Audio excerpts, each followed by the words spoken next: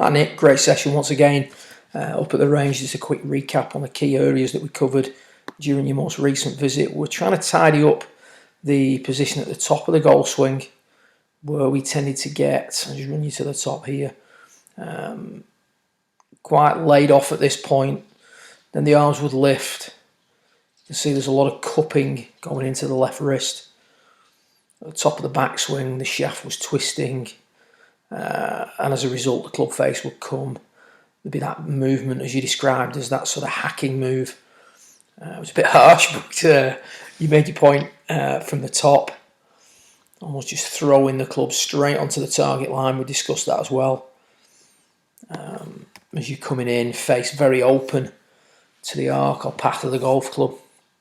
Resulting in your big misses, really, you've got the one that curves excessively to the right, or you've got the quick pull, drag to the left, which, you know, to be fair, is not really what you do until maybe reacting to a couple of big ones to the right, and you throw the quick left in there. So the main concern is the huge miss to the right. That's what we want to try and get under control. Throughout the bag, it just happens that we're doing this here with an iron. And what we talked about was that very early in the piece, the lead wrist starts to flex. You know, midway into your initial move away from the golf ball, you can see that the toe end is pointing skywards almost. We've got the flex, if you will, in the left wrist. I try to illustrate the best I can at that point during the swing.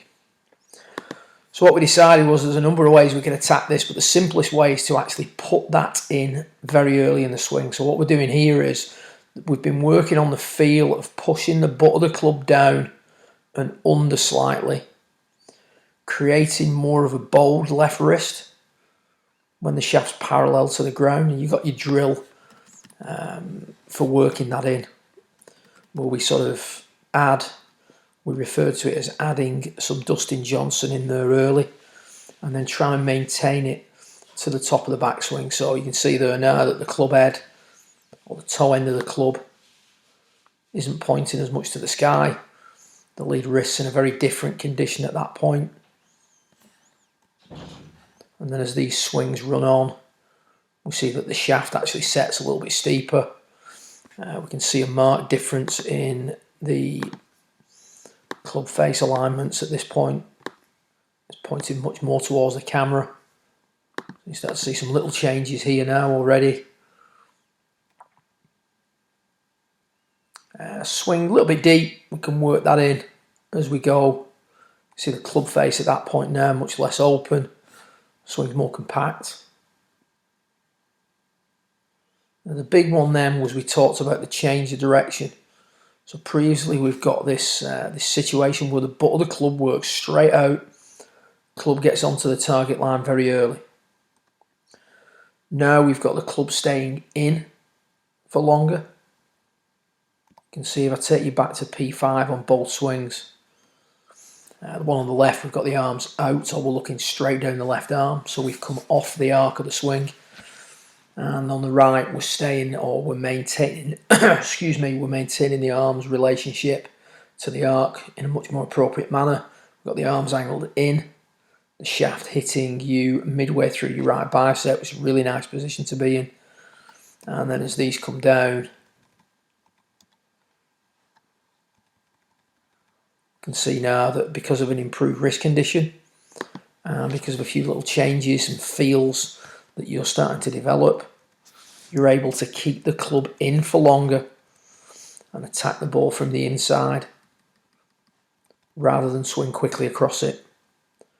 And we hit out for longer, coming through the ball.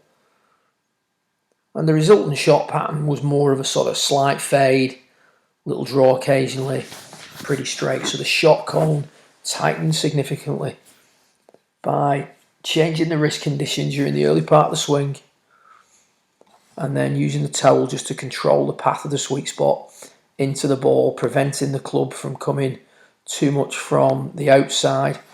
The towel, or you can use the basket, head cover, use whatever you like really, just to keep the club working in or working at the ball from the inside, preventing it drifting out too much during the downswing and getting on the target line too early.